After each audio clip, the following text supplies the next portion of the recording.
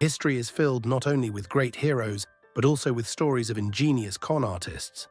Today we'll tell you one of the greatest scams of the 20th century, Victor Lustig and the fake sale of the Eiffel Tower. This story is not just a tale of deception, but also a masterpiece that shows how to gain people's trust and push the limits of intelligence. In 1925, Paris was one of the most romantic and dazzling cities in the world.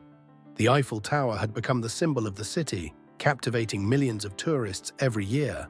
However, in those years, the tower's condition was not ideal. It had begun to rust, and maintenance costs were rising. It was at this time that a man named Victor Lustig saw an opportunity to turn this situation to his advantage. Victor Lustig was born in the Austro-Hungarian Empire. He was a charming and attractive man who spoke 5 languages fluently. Extremely intelligent and persuasive, he often presented himself as a wealthy aristocrat or a high-ranking government official. But his true expertise was in deceiving people. When Lustig arrived in Paris, he read in local newspapers about the high maintenance costs of the Eiffel Tower. Some officials even suggested that the tower should be dismantled and sold as scrap metal. This idea sparked a brilliant plan in Lustig's mind. He would sell the Eiffel Tower, and he would do it more than once. The dealers were stunned by this offer. However, Lustig's confident demeanor and official-looking documents convinced them. One of them, André Poisson, believed Lustig and agreed to pay a large sum for the tower's scrap value.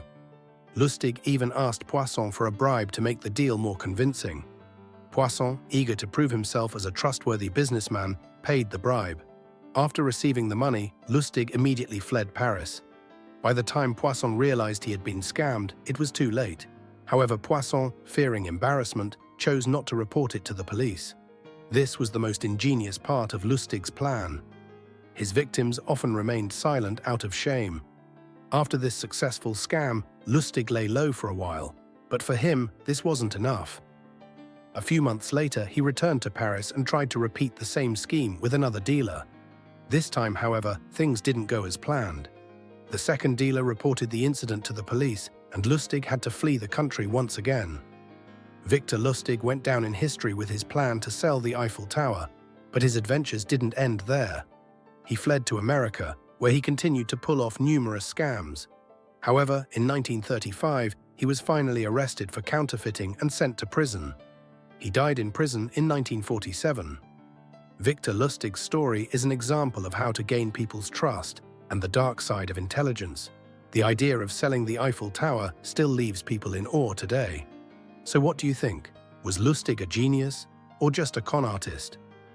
Share your thoughts in the comments.